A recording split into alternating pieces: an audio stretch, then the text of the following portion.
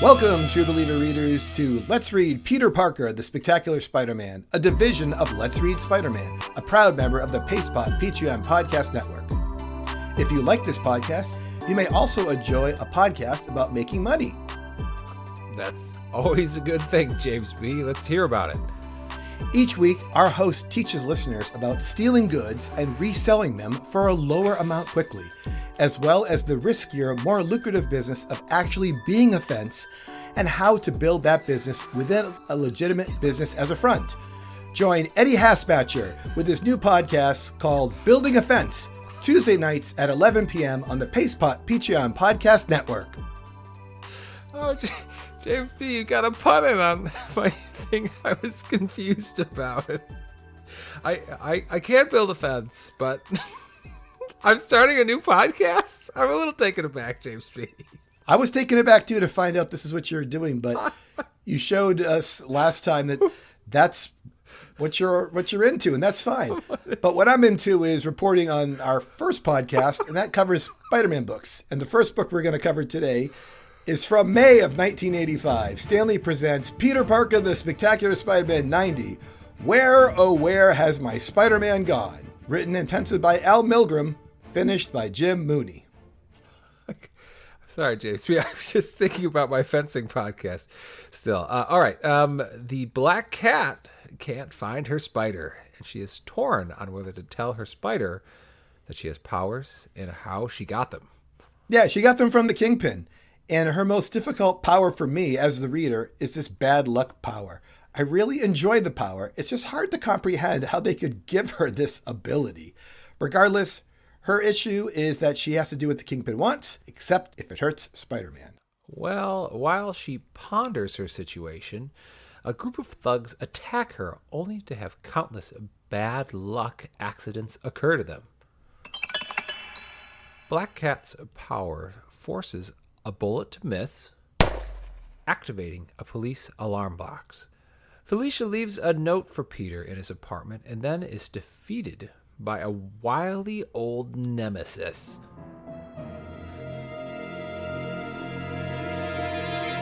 Mrs. Muggins.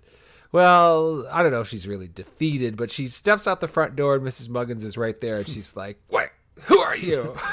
Right. She's like, "No, that funny business around here." I think she describes it as like some kinky something or other. A little questionable there, Mrs. Muggins. Well, Felicia looks for help locating her spider from Captain DeWolff. And now it's time, once again, for the complicated ladies of Peter Parker's life. At one point, DeWolff says in Thought Bubbles, "Here I've managed to develop a schoolgirl crush on the web swinger. And what do? I help get this bubble-headed cutie off the hook so she can put the moves on him. Not bright, DeWolff." Meanwhile, Felicia, who prefers being called the Black Cat, is thinking, if I lose my amnesty because I'm associating with the Kingpin, Spider will be so mad at me. You've been listening to what, Eddie? The complicated ladies of Peter Parker's life. Oh, this is schoolgirl crush quote that Captain DeWolff has on Spider-Man. It does not fit her character. I can't stand it. Listeners, I know when I read the sections to you, it was nice and clear, but I had to delete all of Eddie's gurgles and cringes and sound effects he made because he just doesn't respect Jean DeWolff there, who I think this is completely appropriate. Ugh. Poor Eddie can't handle any character that has more than one dimension. No. I can't handle. She's the police chief. This is crossing her. I like Doc Ock when he's with Aunt May. I like Sandman having second thoughts. So I want. Fine. Those guys are all. This is just growth for Jean DeWolff. She's developing as a person, not just an angry, cigarette-smoking police chief. Grah, grah, grah. I'm a police chief, Spider-Man. Help me, I'm a police chief. Give her a break. It makes sense she develops some feelings hanging out with him all the time. Well, we're really having a couple podcasts disagreeing between this one and the Marvel Team Up 2 podcasts ago. Villains can do whatever they want. Jean DeWolff needs to be the greatest police captain possible, and that involves her not flirting with Spider-Man. Sorry. She doesn't flirt with him. She just thinks inside, like, what am I doing? Like, why am I getting these strange feelings? I bet if these panels were animated, we would see eye fluttering. So I think there's flirting in there. Subtle flirting going on. Well, speaking of one-dimensional characters, let's talk about what your favorite Black Cat, Black Cat, that's what she wants to be called, is up to. Go ahead. Black Cat, she goes to Joe Robbie at the Bugle. She goes to Vision and the Scarlet Witch in Avengers Tower. And finally, she goes to Aunt May's house in Forest Hills. She tries to leave Aunt May's house, but we end with Spider-Man popping out of a tree in a black suit. Black Cat really puts Peter's secret identity at risk here several times. Yeah, she does. She's terrible. This is Jean DeWolff wouldn't do this. When she gets to Joe Robbie, she's talking about Peter Parker, and someone's like, Peter Parker's useless and incompetent, and she says, don't you dare talk about him that way, you crusty old curmudgeon. If you knew what I knew, you know. And he's like, oh, slow down, cool down, lady. Let's not say anything we might regret later, okay? Add another person to the Who Knows Spider-Man's identity, Joe Robbie. That shows that he has some idea what's going on. But it's the talk with the Vision that really gets to me. The Vision kind of explains to her, eventually I was freed by Ultron's influence, and ever since I've endeavored to fight the good fight. It's okay that you were a villain at one time. Yes. And then he says, we're looking to expand our ranks. Perhaps you'd be interested in. And that's just, she's like, but I'm just a souped up cat burglar with a criminal record. He's like, it's okay that you're a villain. But always remember, Black Cat, it isn't what you were or how you came to your powers. It's important. It's what you are and how you use those powers now. I'm like, this is like a real important thing going on here. Yeah. But I was still taken aback the fact that he's trying to recruit her. I'm like, Spider-Man's been trying to join the Avengers a couple times. He's been rejected up and down for various reasons. And here she comes strolling in with her sword of power. And they're like, hey, you want to get in on this? Let us know. Well, we have to remember the Avengers are down a lot of Avengers in this book's time frame too, right? They're all off fighting in the Secret Wars. So maybe Vision thinks like they're gone and he has to re-recruit all new Avengers. And Spider-Man, by the way, he appears in exactly one panel, right? Am I wrong? In this whole book, really? Yeah, he's in the last panel of the last page. That's it. You're right. What a great Spider-Man book. He shows up and she's like, she doesn't recognize him because that's the theme of these. He shows up. Yeah. He's like, yes, it's me. I got a new costume. How I got it's a long story. The story is revealed in Marvel Super Secret Heroes Limited Series. On sale now. And then she's like, you didn't answer my question. Why are you prowling around my Aunt May's house? Like he's being accusatory. Yeah. And then she's like, I missed you. You were away so long. I just wanted to see you. You know what I mean? Right. And he's all like yelling at her about this stuff. So very disappointing, Spider-Man. You come off like a jerk in the one panel you're in. Come on, man. Oh. Do better. Well, maybe the next book, James B. You want to tell us about it? The next book's from June of 1985. Stan Lee presents Peter Parker, The Spectacular Spider-Man 91, If It Wasn't for Bad Luck, ... by L. Milgrom and Jim Mooney. At first, Black Cat is scared of Spider-Man in his black suit, but she soon comes to adore it because it's so easy to kiss her spider. We then get a brief backstory about the Blob, describing his friend's death and society's mistreatment of him. It's another villain that was recreated from being wronged by society, James B. Aren't most people that are villains in real life wronged by society? Right, yeah, like motivated by revenge, I guess, or like a sense of unacceptance. There's no place for me. Yeah. People aren't like, everyone loves me, I'm going to be a criminal. Right? So, speaking of friends, I guess, Flash Thompson comes by to explain that Shashan might not be into him so much now that he's brought her over and she's an educated woman and Flash is kind of a nobody. And he's kind of dumping his feelings out to Peter. And then Peter's like, yeah, Black Cat's here. I got to go. Closes the door on him and Flash isn't happy. No, he's not. Peter chooses the Black Cat over Flash, and when Blob goes on a rampage throughout the city, Spider-Man and Black Cat stop him, mostly through Black Cat's bad luck power. The pair swing away with Spider-Man telling Cat he won't be overprotective of her anymore. Speaking of mad, we should say that Aunt May still won't even talk to Peter because he's dropped out of school. Nathan's trying to get them to reconcile. Did you notice earlier in the book when they discuss the suit, they say it's much more convenient for kissing and eating, and they go, and all kinds of stuff. And then the narrator says, we will take a discreet leave of our lovers. Did you catch that? Yes, I didn't mention it. It's kind of like Mrs. Mugging saying kinky. Well, that's because of the way Black Cat dresses. Yes. So now the previous book with Felicia in the whole book and no Spider-Man in the book. Once again, books without Spider-Man, I really liked them. I really enjoyed the last book a lot. This book was okay. I feel like Blob defeated Spider-Man and then Black Cat defeated Blob. I think the book would be better if Spider-Man had a little bit more to do with defeating Blob and not just relying on the Black Cat's power that she was gifted by the Kingpin. I don't like that being the way that like Puma gets defeated in Amazing Spider-Man and the Blob gets defeated here. I don't like her Black Cat power being the way that he gets bailed out all the time. I mean, if it was like a really tough fight, I get it, but it seems like he needs her completely. I don't like my Spider-Man being this weak. In this fight, I really liked how Blob had his unique fighting ability of Spider-Man tries to punch him and he just traps his fist in his fat. I guess I don't know much about Blob, but it was funny and interesting to see him, Spider-Man, try to figure this out. Clearly, he couldn't do it by himself, too.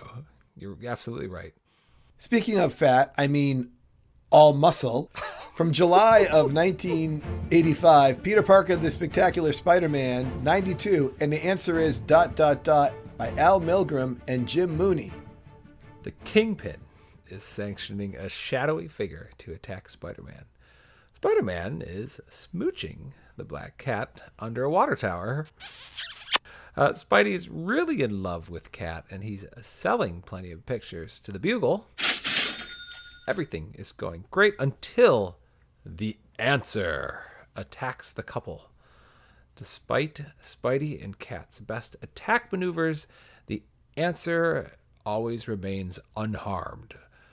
The Answer defeats both of them and then flies off to report to the Kingpin what he's discovered about Spider-Man and the Black Cat's powers. The Answer... First of all, this is a villain, everyone, and he's a goofy one in my opinion. He's up there with Average Joe for me, James B. This guy is really powerful. He seems strong. I think he can fly. He has everything going for him. He walks in and literally defeats Spider-Man and Felicia. It was a good issue. It explained a bit about Felicia's powers. It helped me straighten out a little bit of that hierarchy at the Bugle, too, which has been a problem for us. Yes. Great stuff from Al Milgrom and Jim Mooney. I would have liked to see the Answer be less powerful because they're setting up a storyline here that the Kingpin wants Black Cat to like work for him. And he's using the Answer as like his middleman, like, go get the Black Cat to do my bidding. But the Answer seems way more powerful than the Black Cat. Ooh. So it would have been made more sense to me if the Answer was a little less, if he was just like a henchman saying like, hey, I need you to do these things. And here's why. Kind of, if he was more like a manipulator or a convincer, not just this very powerful guy that could literally defeat them all in the first place. That's one of the concern about this guy. Yeah, his powers confuse me. He's not going away though, right, James B? No, and maybe in the next book, maybe we'll get a little more of an answer about his powers. Man. From August of 1985, Peter Parker, The Spectacular Spider-Man, 93. I had to make that joke. A Hot Time in the Old Morgue Tonight by Milgrom and Mooney. The Answer is stalking Black Cat in the hopes of discovering Spider-Man's identity. However, Answer doesn't find answers. It's irresistible. Spider-Man and Black Cat have a fight because Black Cat won't acknowledge Peter Parker. Irritated, Spidey departs, and the Answer once again goes back to the Kingpin.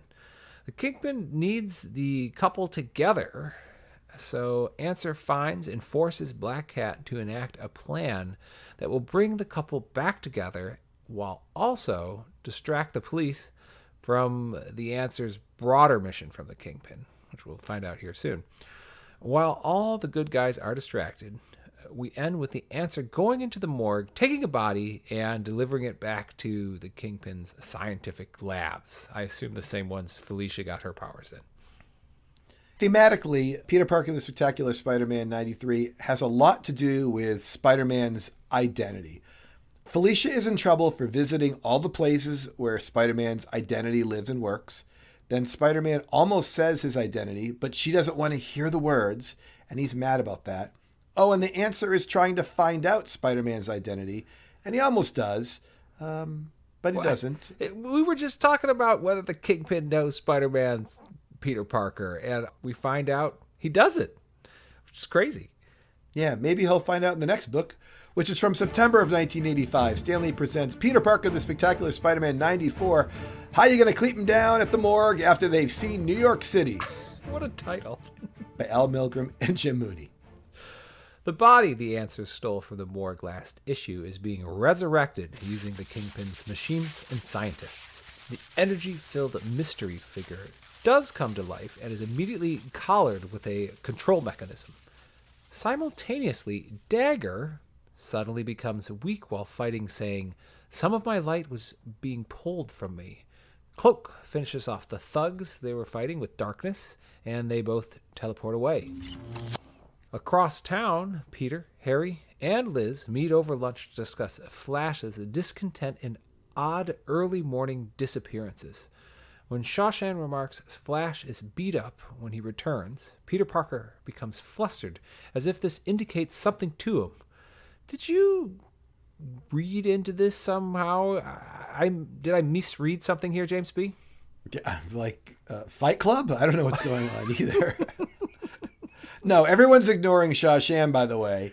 She's like, hey, what am I going to do about Flash? And they just ignore her. I presume it's just a setup for some future situation in some future issues. They just wanted to make sure they at least squeezed it in here. So that's all. Well, passing by the restaurant, Flash sees Peter and Shawshan holding hands through the window and becomes enraged, but doesn't disturb them. As Spider-Man swings away from his apartment to avoid Mrs. Muggins, he finds Kingpin's assassin brought back from the dead, and it is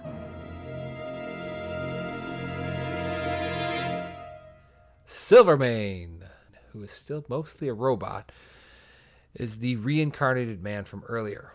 Spider-Man and Silvermane throw each other through a few walls, with Silvermane eventually besting Spider-Man. Kingpin doesn't want to kill Spidey and doesn't like the commotion his new assassin has caused, so he recalls Silvermane and Spider-Man drags himself to the cat's apartment. Pretty good amount of things happen in this book, James B.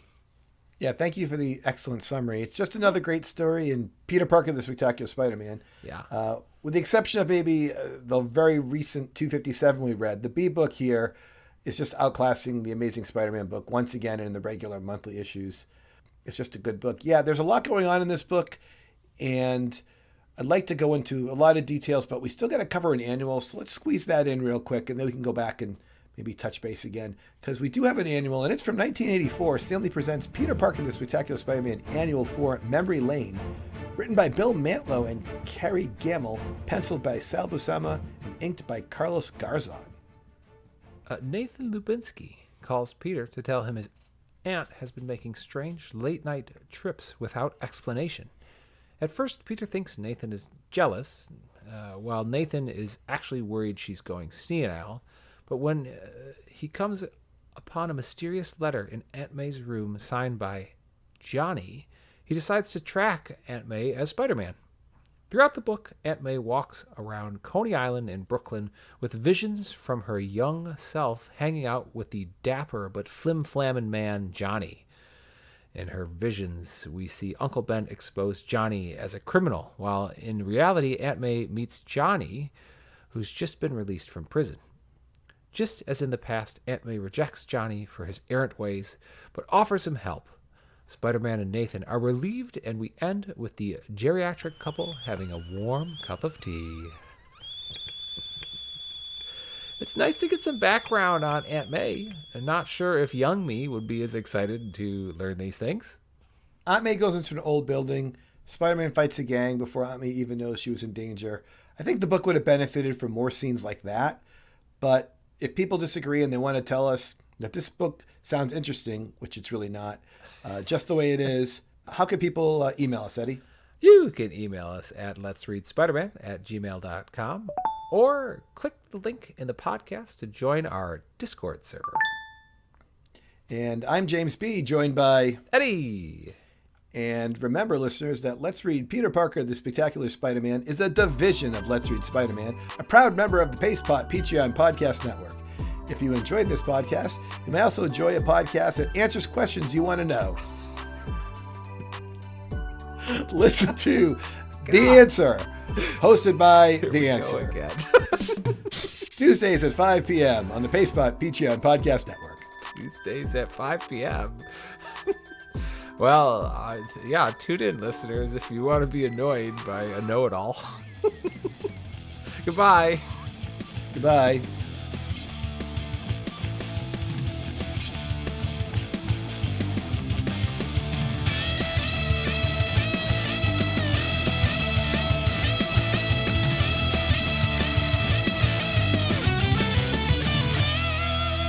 Eddie, I also wanted to mention that you didn't talk at all about the annual story. What? The second story in the annual. Oh, yes. Eddie, the 12-page story. Did you read it? I don't think I did, James B. I am sorry. All right, Eddie. After Nathan has tea. Yes. There's a story called... Well, I'll just cover it here. Oh my gosh. Thank you. Stan Lee presents The Black Cat, starring in Cat and Mouse by Bob Natal, art by Ron Randall, and, he did his own ink too.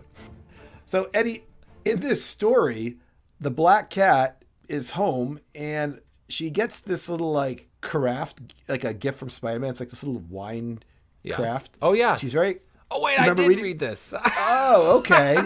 That's right. Okay. And then it goes missing. Yes. And she runs around and it's and there's this guy who's got the craft, but it's not a guy. It's her friend, her girlfriend dressed in a beard and a wig. Yes. That's it. Her friend is I took it from you. It's just a little game. Quote, we used to play when we were learning to be cat burglars together. I'm sorry I didn't mean to make such a big fuss. And she's like, oh, Tammy, it's not just that. I'm keeping all these secrets from Spider and I can't tell him about it because I have these powers and I don't know what to do. And there you go. And then she comes over the house. She knocks on the door like a regular person, and then she comes inside. The end.